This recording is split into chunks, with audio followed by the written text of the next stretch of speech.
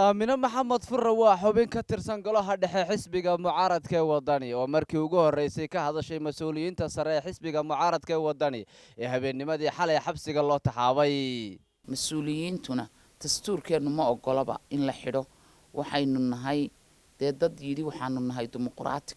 markaa dimuqraatigana saxaafadda iyo madaxda xusbiyada iyo qof waliba ra'yigiisu cabbiraa lamana xidho. haddii la xidhana dee waa tallaabo qaldan oo la qaaday oo ma garanaysaa lagu tuntay dastuurkii somalilan. waa dhib weyn weeye. annagu markii aanu kulmiye ahayn mucaaridka dee wax walba waanu samayn jiray oo wax walba waanu samayn jiray. dagaal iyo mudaharaad iyo nooc kasta waanu samayn jiray. bal dadka kale haba la xidhxidhee laakiin annaga weli wax mas-uuliyiin ahoo nalaga xidhay may jirin markii aanu mucaaridka ahayn. waqtigii kulmiye aanu ahayn ee aanu mucaaridka ahayn si walba waanu u dagaalami jiray, si walba waanu u mudaharaadi jiray. intaanu khayriyada tagnoo farfadhiisanaabaan ilaa maalintii oo dhan waxaanu doona samayn jiray. cid mas-uuliyiina lama xidhi jirin. wallaahi cidi may seexanba. habeenkii xalay ahaa qalalaase badan baa jiray, werwer baa jiray. waxa weeyaan annagu waxaanu nahay hooyooyin. hooyaduna ka khaldan iyo ka saxan labadaba iyadaa dhashay. markaa dee annaga kolleyba annagu hooyaanu nahayo markaan ra'yiga hooyooyinka cabiro hooyo may seexan xalay. wax hooyo la yidhaahdaa xalay may seexan meel kastoo ay joogto. xataa burco waana looga soo warramayay in mudaharaada ka dhaceen.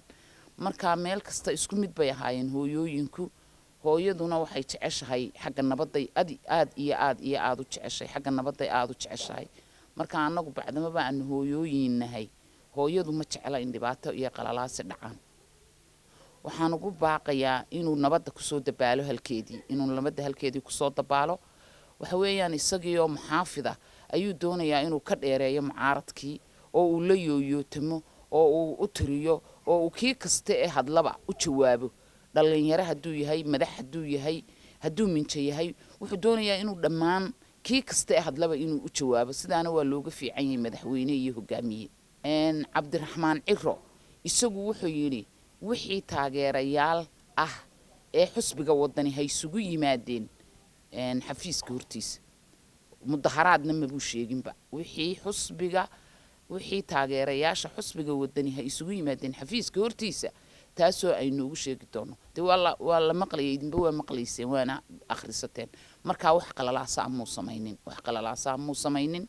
wixii uu odhan lahaana waaba laga hortego. dee weerar culus baaba lagu hayaa oo idinka arkaaya. weerar aad u culus baa lagu hayaa.